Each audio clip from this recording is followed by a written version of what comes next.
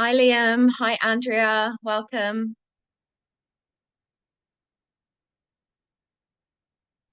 Hello, good afternoon.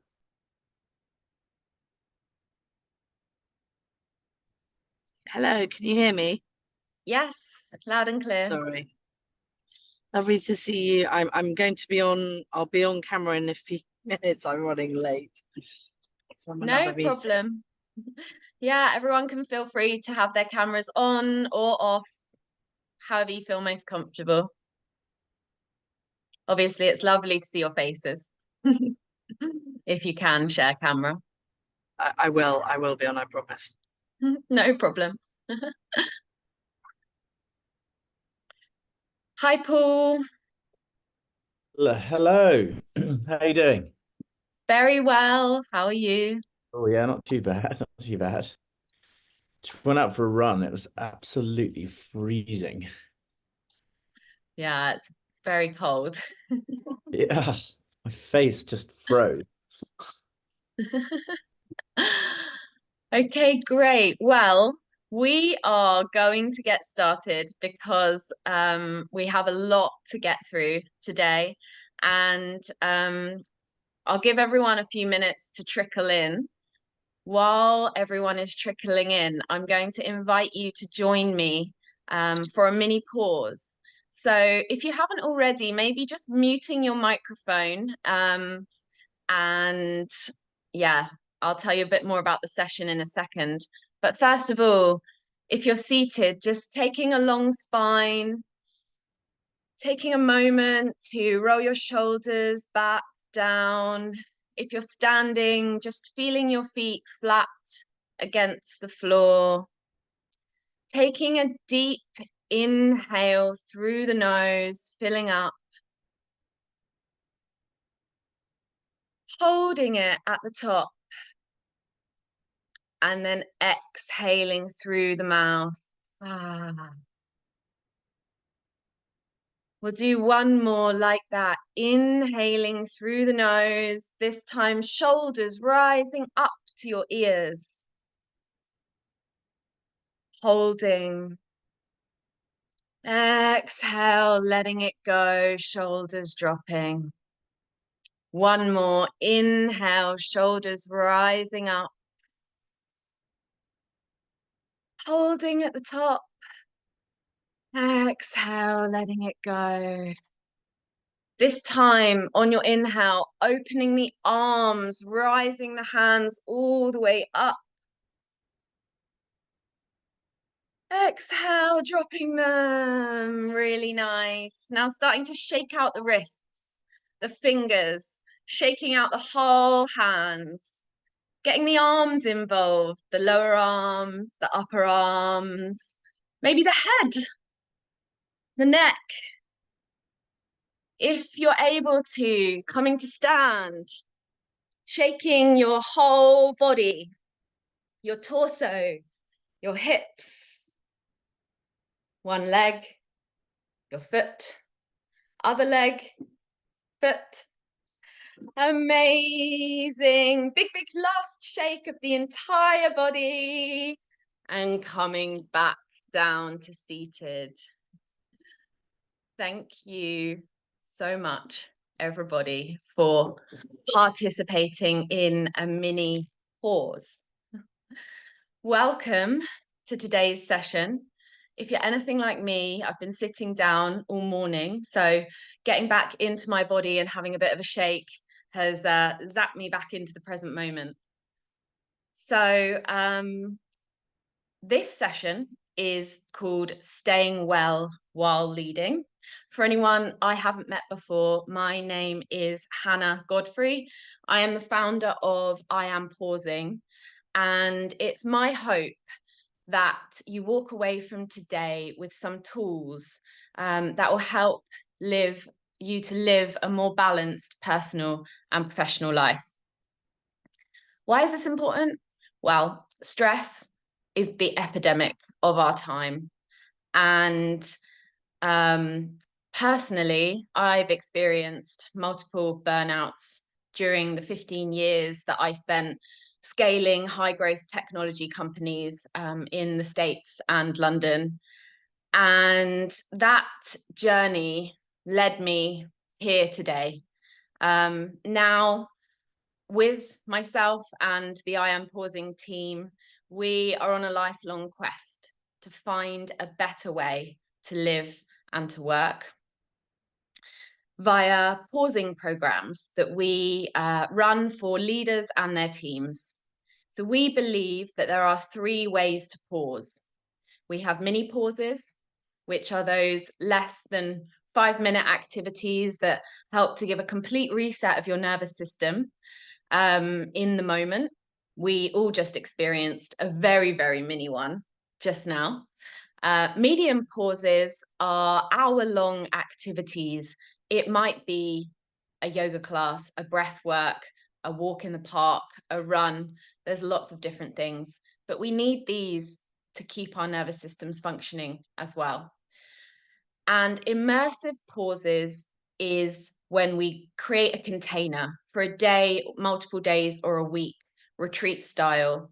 And we leave our phones, our job titles, our roles as parent or partner at the door. And we enter into what we call a brave space. We've got one of those coming up on the 13th of February. I'll be sharing more details of that later. But before now, kind of coming back to today, why are we here? So I've introduced myself, and now I'm going to tell you a little bit about Nick. So I met Nick about 5 years ago when I was the MD for Winning by Design, and I met Nick when he founded Panacea. So Panacea are now 150 people, cybersecurity technology company that operate in the US, the UK, and Canada. And I was doing a sales consulting project for Panacea. And today, Nick advises founders and is a non-executive director and advocate for compassionate leadership, which I just think is so needed in this world. So I am so grateful to have Nick here today to tell his story. We have 1 hour scheduled. We will finish on time. There is time at the end of this session for discussion and question and answers. So please feel free during the session to write questions in the chat, and we'll pick them up, if not during the presentation, for sure at the end. Nick and I are available over the hour if anyone wants to stay on and have more of an in-depth conversation, but we will end the session on time. The session is being recorded, but we will stop the recording during the question and answer session. So I think that's all of the housekeeping. I'm so pleased to have you all here. Over to you, Nick.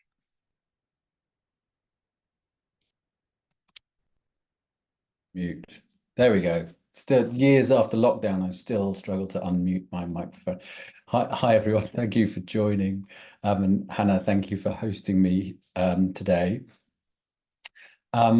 I guess people have joined, and I've seen some of the comments that people put on their forums joining. People have joined because they are experiencing some stress, perhaps some pain, or they know people that are, or they want to avoid it. So I thank you, and your bodies thank you for spending a bit of time with us today. I only have one aim. I have nothing to sell you at all. I've got no agenda other than doing this presentation that I do from time to time, just to help anybody that is suffering chronic pain.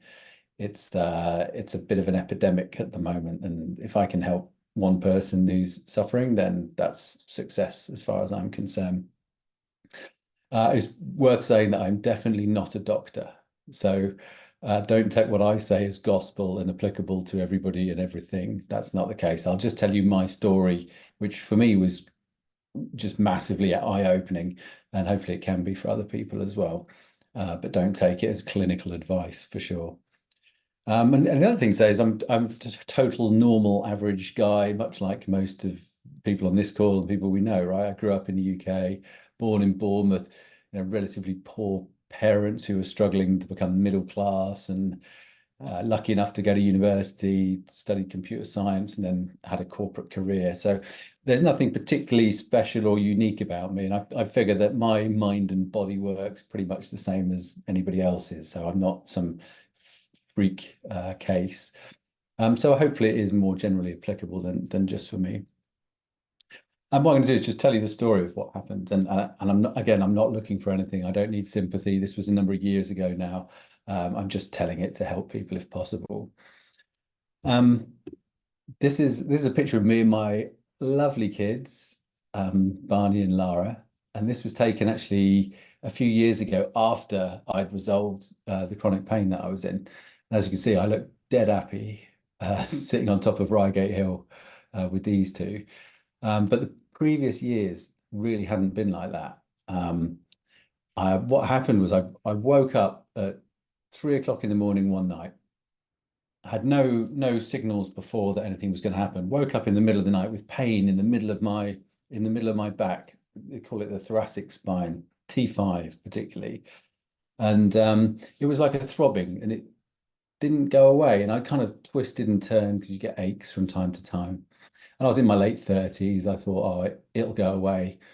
And a few weeks, being a stereotypical guy, I didn't want to go to the doctor, so I spent a few weeks just putting up with it and trying to ignore it, and it didn't go away. So I went to the doctor.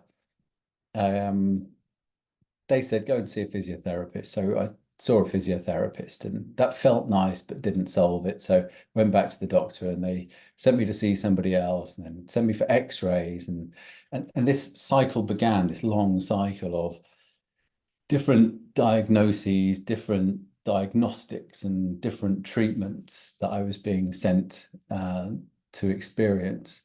And they varied wildly. They varied from, I had loads of MRI scans. I had injections in my spine. I had any manner of physical remedy you could think of. So Pilates and yoga and all sorts of other things.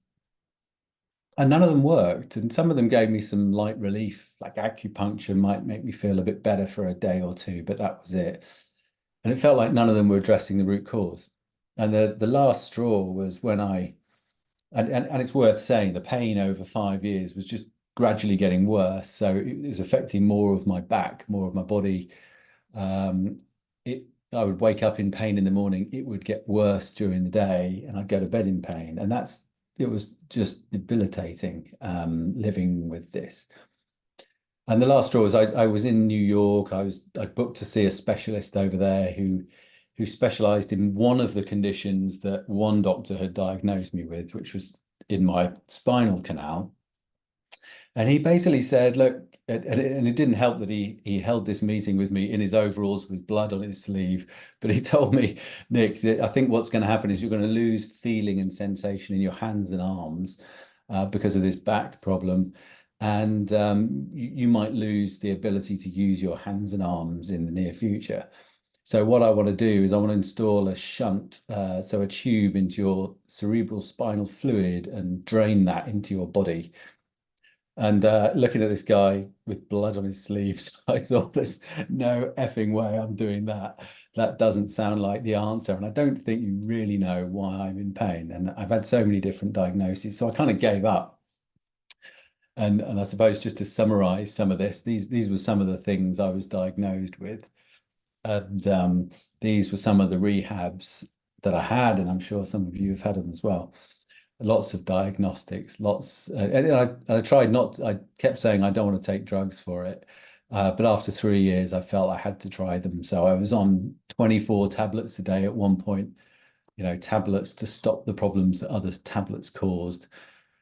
I was rattling around and got addicted to cocodamol. So I spent a year knocking back codeine tablets because they felt nice, which I wasn't aware, or maybe chose not to be aware that, you don't want to take them long term. And when I stopped, wow, I think it was more than a week actually that I literally didn't sleep.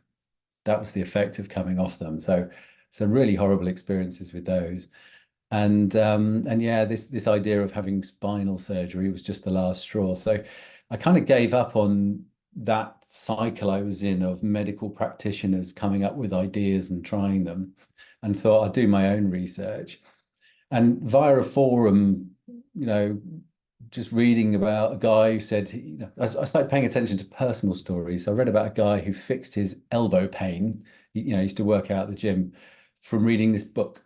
And he said, it'll sound woo-woo, it'll sound a bit strange, but it solved my pain, so I don't care. So I was like, all right, I'll have a look because I've tried everything else. And this was the book. It's by a guy called Dr. John Sarno, who's died in the last few years, but he was a medical doctor, practiced at New York University, and he basically found a different way of treating pain. And it was more about understanding the pain with reference to the mind rather than just the body being like a piece of meat that's damaged. And I'll tell you about more about him later on. But the result was dramatic. I mean, in the first week of putting in place the things that he recommended, which I'll go into later, I had marginally less pain, but something was definitely happening. It was like I could tell something was happening. One of the things I noticed was I often had a lump in my throat. Like when you're a kid and something's happened and you're upset, and maybe you're a teenager and you want to cry, but you don't want to cry, so you kind of swallow it down. I was having that. I was having this lump in my throat. And I was like, well, I'm in a bit less pain and this is definitely doing something, so I'll stick with it. And the second week was amazing. Like after the end of 2 weeks, I was doing things that I hadn't done for ages, like stand on a train for a full journey. And, I never used to be able to sit for long periods of time with my family at the table. I could do that. I never used to be able to pick up my kids, and I could do that. And it was like, wow, this is really making a difference. And then after a month, pretty much all the pain had gone.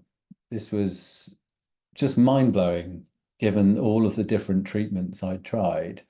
The fact that I could buy a book and do something that was free and it got rid of the pain. And after 3 months, there was just no pain at all. And I distinctly remember having a barbecue with family and friends and doing something I hadn't done for years, which was a forward handspring.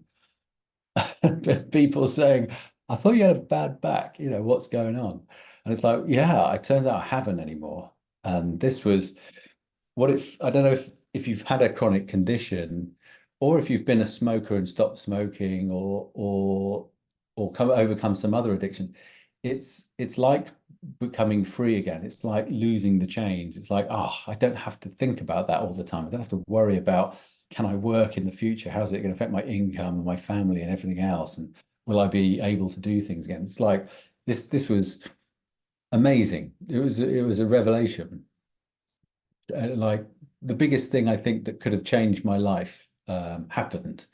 And so, as you can probably tell by my demeanor, it was an amazing revelation for me. So if we put my story to one side for a minute and just look at pain generally, and then I'll come back to what happened for me.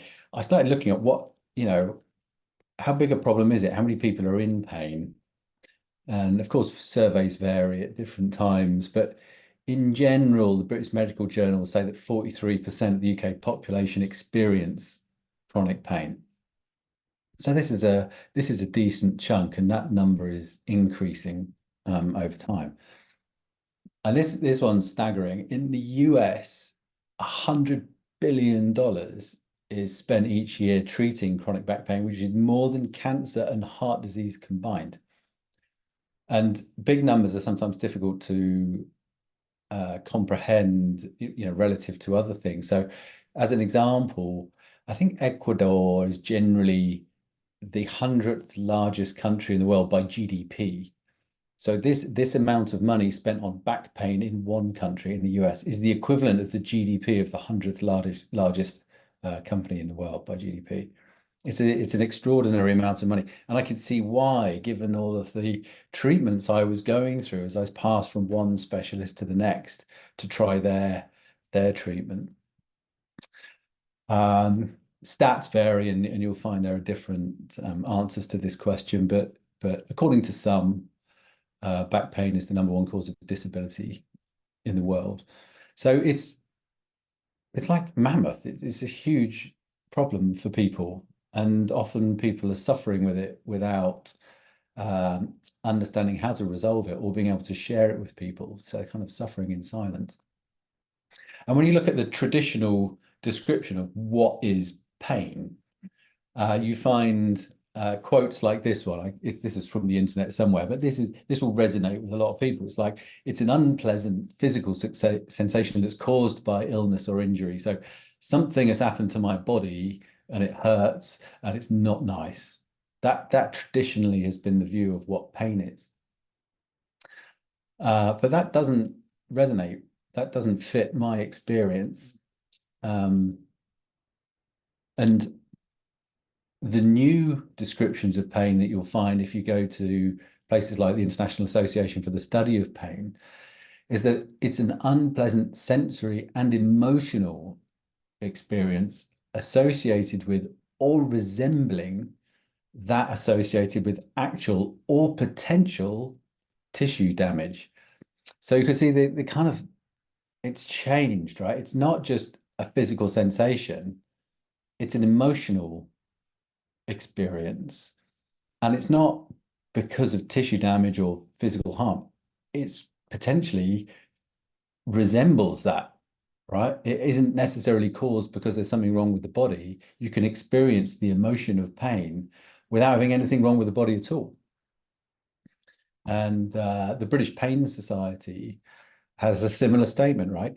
Pain is an emotion experienced in the brain. It is not like touch, taste, sight, smell, or hearing. It can be perceived as a warning of potential damage, but can also be present when no actual harm is being done to the body. So it's kind of separating this idea of the body and the emotion of pain. They're not the same thing. You know, of course, acute pain is real. If I come up to you with a baseball bat and smash you around the face for some reason, it's probably going to hurt, right? There's no denying that. However, what you see from these descriptions from these experts is that it's not directly associated with physical harm. And studies show that emotion is, the pain as an emotion is experienced in the body. It's not the body creating it necessarily. So the emotions are tied in. You know, I use examples like if I say something that's incredibly embarrassing to you in public, you might blush instantly. Your body will react and fill your face with blood. And that's literally because of the words that I've said. So there's this idea that, hang on, just words and feelings affect the body.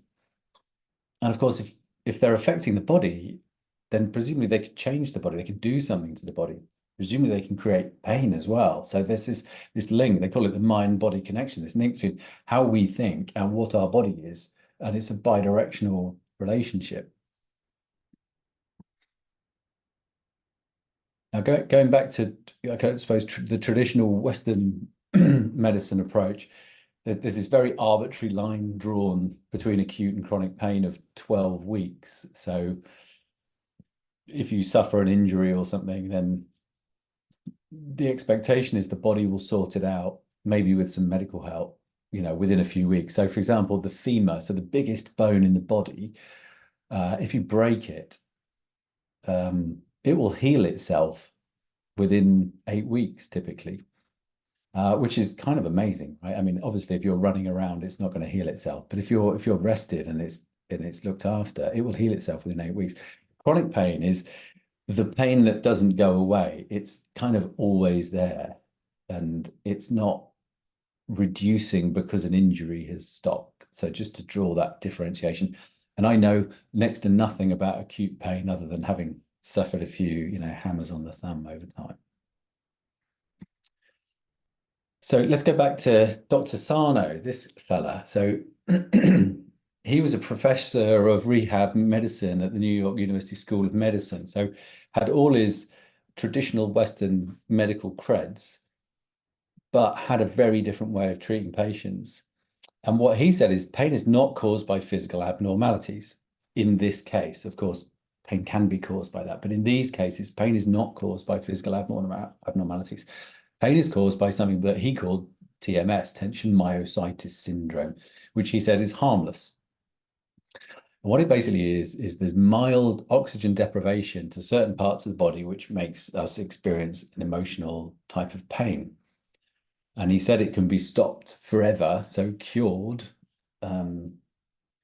without drugs and without surgery and without rehab, which kind of sounds too good to be true, but as I've experienced it, it is true, in my case at least.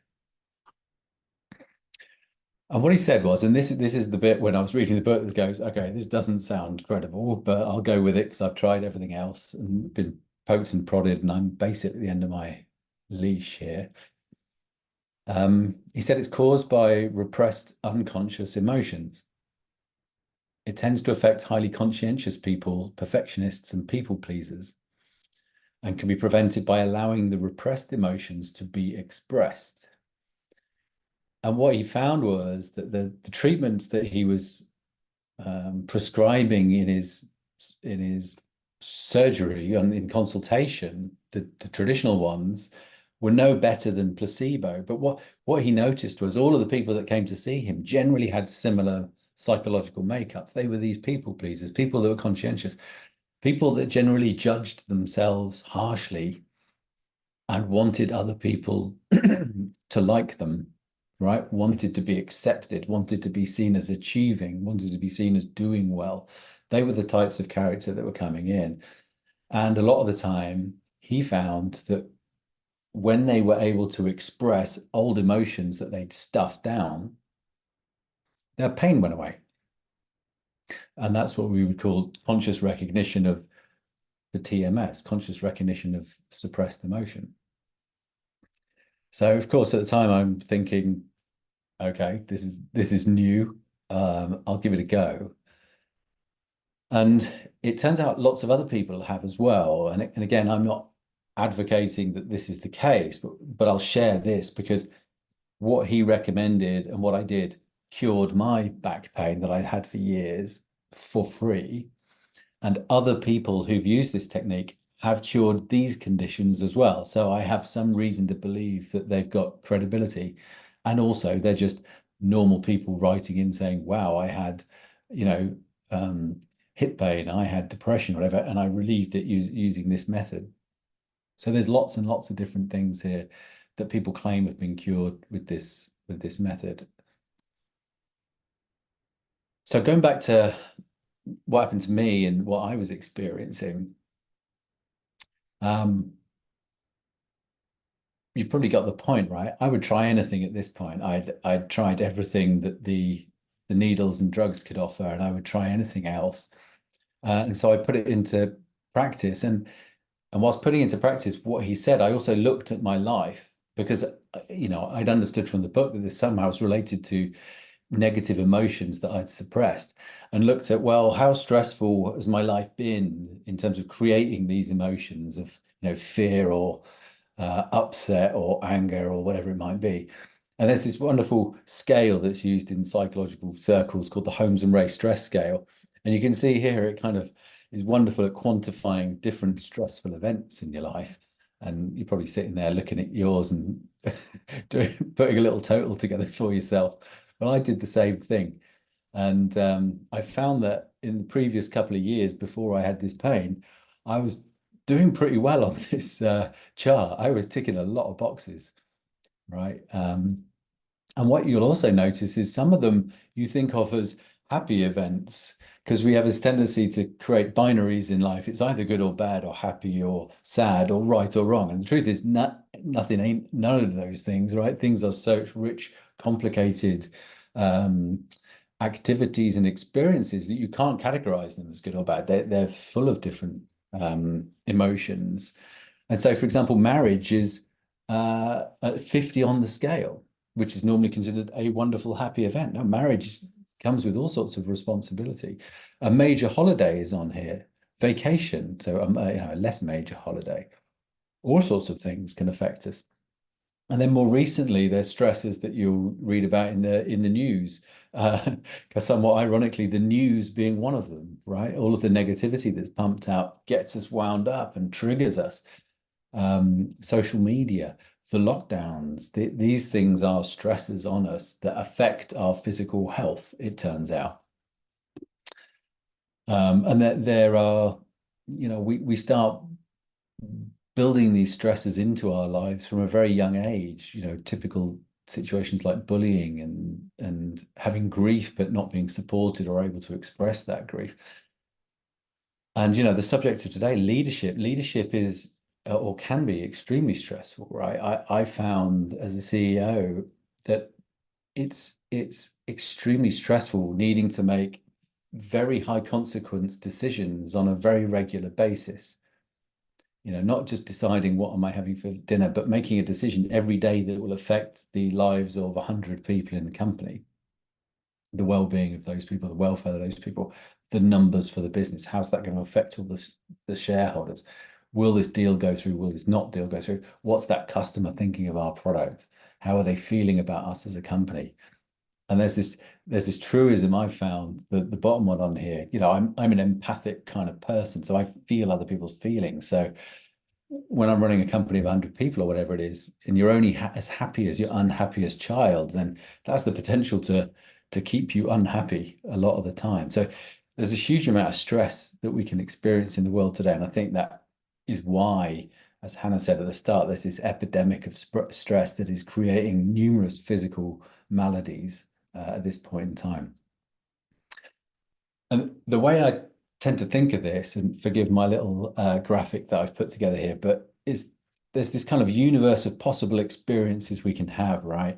And some of them we have no choice over. Someone drives into your car while it's parked there when you're not there. Someone resigns from their job, whatever it is. There's stuff that happens that you can have little or no control over. And then there's stuff you experience because you've chosen to have that experience. Like, I want to go on holiday. I'm going to choose to go into this profession. I'm going to have kids, or whatever it might be. And I found that I have a stress bucket. I have a limited capacity bucket for putting stress into.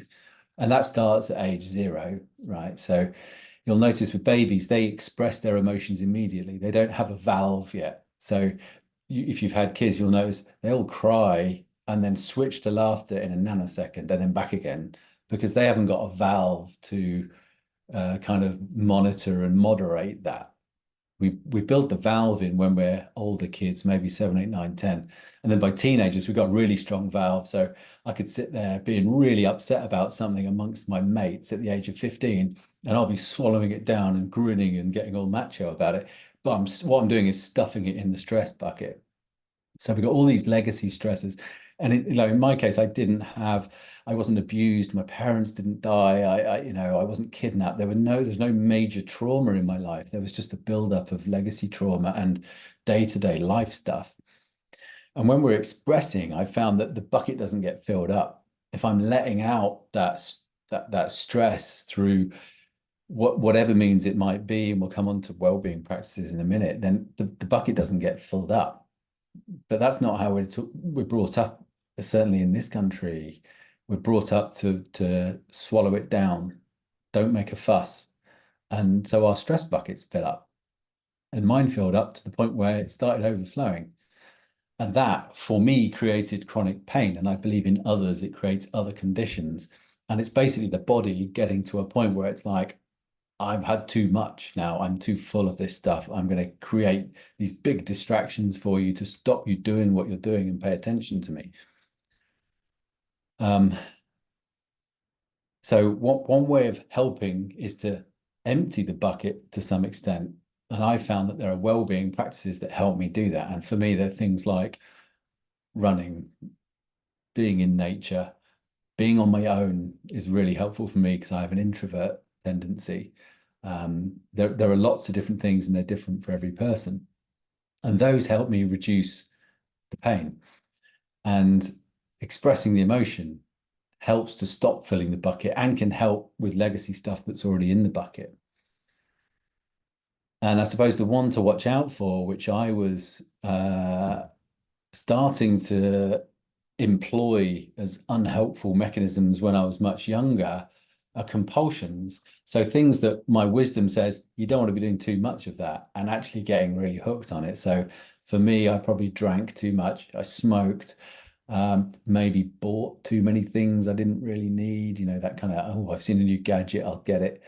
For other people, it could be sex addiction, drugs, it could be all sorts of things. But those unhelpful ways of coping refill the bucket. They're no good. They don't help us at all. They might feel good in the moment, but afterwards you're always net down. And so my aim in life and what I experienced at the time was to say, well, how do I express stuff instead of repress stuff? And how do I have well-being practices that help me stay well once I get well? But if I wind back to the point that I was in pain and wanted to do something different and read this book, these were the two things that I did that were incredibly powerful, that really changed my life. One of them was journaling, and one of them was body scan meditation. And I suppose for a lot of people, they'll sound like slightly way out things, slightly like, well, how's writing going to change my physical health? Don't get it. And I would have thought that most of my life until it stopped my chronic pain. So what is journaling? And that's what I'm saying, there's lots of different forms of journaling. I'm talking about a particular form that helped me. And really the aim of it was to get this stuff out of my subconscious and get it into my conscious in a way. So you might hear it called processing trauma, processing emotions, whatever it might be. It's basically letting it out of the body. And this is how I did it. So I made a list of life experience that I might have subconscious repressed emotions about. And this is difficult because they're subconscious. So we don't necessarily know what they are, right? Because if they were in our conscious mind, we'd know what they were, but they're subconscious, so we're not sure. For me, I made a list of things like, some bullying when I was a kid, splitting up with partners through my life, grandparents dying, things where I would have expected to feel something and I hadn't potentially got rid of it. And then every morning I took a topic from the list and then speed wrote on that topic. And speed writing is important because if we write consciously, we get stuff out of the conscious mind. If we speed write, it goes too fast and the subconscious starts putting stuff into it. And for example, I'll share this, one of the things that came out for me while I was writing that I had no conscious awareness of was I was jealous of my 6-year-old son, right? Which, I'm a grown man, successful, super capable, and I'm jealous of my little boy. And I wrote this page about how jealous I was of him because he had no responsibilities. He didn't have to do anything for anybody. He didn't have a burden to carry. And this all came out. It's like, wow, like kind of little Nick inside's got some stuff to get let go of. And I felt much better after I got that out. So that was in the morning. And then the evening, I'd go through my emotional journey through the day and write about any negative emotion I picked up on during the day. An argument I had with someone, something someone said to me that might have caused me to feel like, oh, didn't like that. Someone cuts me up in the car, whatever it is. So all that stuff. And then, we're not trying to keep a journal. We're not trying to keep a diary. We throw it away, throw it all away. And that was it. Did it twice a day. And that was the thing that cured my chronic pain. That was all it was, right?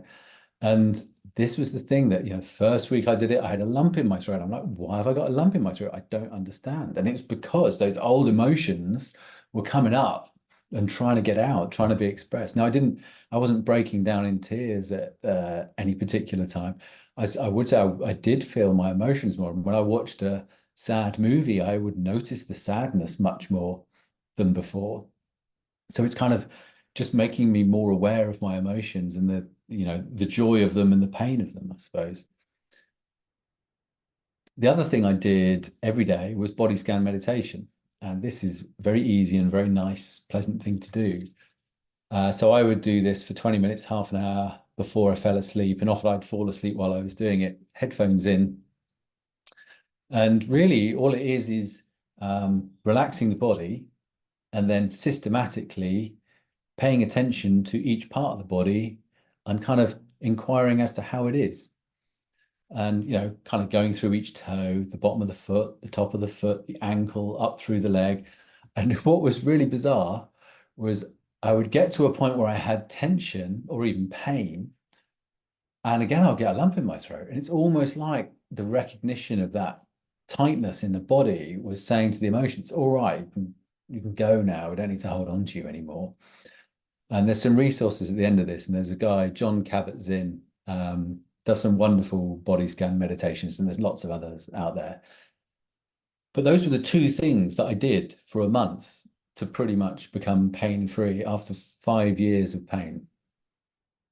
5+ years of pain that was debilitating. I remember a leadership team meeting where I had to lie down on the floor rather than participate in the meeting. That's the extent it had gotten to. And now, after a month of writing about sad stuff and meditating on my body, it went. And that for me was mind-blowing. It changed my life. And then since then, I'm a scientist, I'm a computer scientist.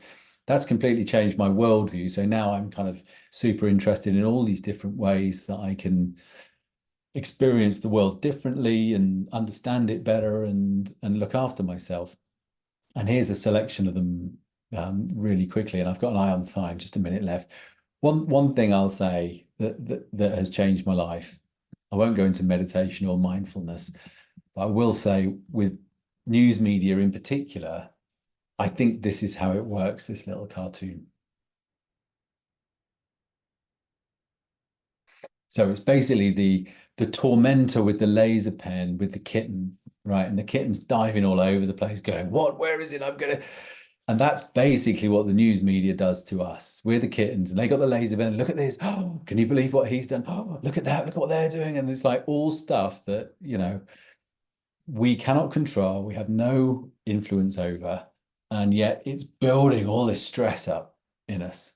And I just decided I'm going to turn it off. I'm not going to read the newspaper, not going to watch the news. And I haven't for probably 7 years now. And I still know what's going on because I can subscribe to things I'm interested in. And if it's really serious, people talk about it. So I find out. But I don't have this constant loading of negativity that I have no control over. So in conclusion, I believe, because I've experienced it and I don't think I'm completely weird and different to everyone else on the planet, I think a lot of chronic pain and the suffering from it isn't necessary. And I think it can be resolved relatively quickly for no cost whatsoever. It just takes the acceptance that there are other ways of doing things than perhaps we've been taught growing up where we grew up. And as the Buddha said, you cannot pour from an empty cup. If you're looking after a team, you're looking after go-to-market, you're looking after a company, you're looking after a family. If your cup's empty, it's really hard. Filling your cup up is really important to make sure that you can. There's a list of resources here in the deck. So if you want these, please ask Hannah or myself. We'll get them to you. Luckily, these days, these subjects aren't taboo and you can find lots about them on the internet. But that's it. That's what I wanted to share with you. So thank you for listening. And I'm very happy to answer any questions or hear any observations or whatever you like, really, for the next 15 minutes. Thank you so much, Nick. Yeah, the story is so powerful. It's so clear. I had no idea that chronic pain can be solved through these things. But when you mentioned, and other conditions, for me, I never had chronic pain, but my burnouts were my manifestation maybe of this was anxiety that was at times crippling. And since doing practices, I also have no media now and meditate and all of these things. I haven't had any anxiety in the last 3 years. So it's just so powerful. I really thank you for your vulnerability, your courage in sharing. I am going to now pause this recording. Actually, before I do, there is just a final slide in the deck, if you don't mind just sharing. sharing again, Oh, Nick, yeah, of and course. then just for the recording, and then we'll open up to discussion. But we are doing a half-day retreat on the 13th of February in London, and we're going to explore meditation and do a body scan meditation in that session, as well as breath work. So if you're interested to try out some of these things in a group of other kind of leaders and executives, we'd love to have you join us for that day. Thank you. We can stop sharing the screen, and I'm going to open up for questions now, and I'll stop the recording. Feel free to just unmute and ask, or write in the chat if you prefer. I do have a lot of questions here that were submitted before the session, but I'd like to open up to everyone who's present here now before we go through to those.